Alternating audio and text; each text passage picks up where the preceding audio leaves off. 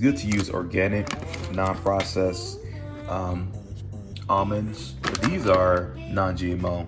I mean, you know, I gotta work with what I find at the store, and I'm just doing a cup in here, and I'm just gonna put it right into the my Vitamix blender.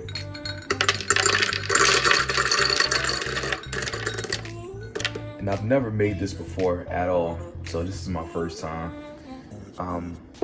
Now making nut milk is another thing I want to try, but supposedly this is it. So you're supposed to just put it on top of the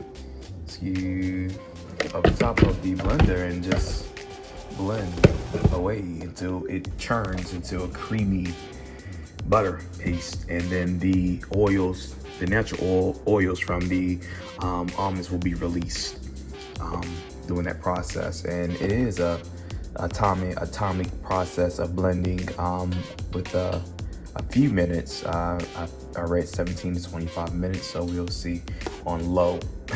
So we'll see. All right, so I stopped a little bit, and it definitely turned into like a powder substance almost. Not almost, but all the way, because it's just kind of almost like sawdust. It falls right to the sides, uninhibited. So I just need to keep going, and so I read that I need to make sure that I scrape it the sides and bring it to the middle so that the consistency stays the same throughout the blending process.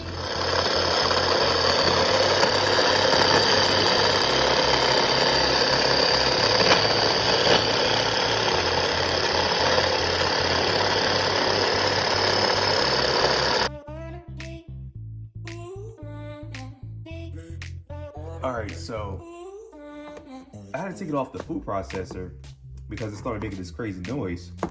But you see, it's getting creamy, and I tasted it a little bit, and it doesn't taste like a butter. It doesn't taste like a nut. You know what I mean?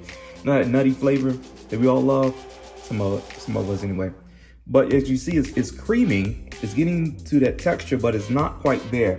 It's very hard still. So I think it's smooth enough to transfer it back into the Vitamix, because it's no longer a powder. It's a real kind of substance now.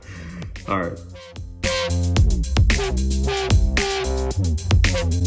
I blended everything together in the Vitamix and used MCT oil, coconut oil to smooth everything out.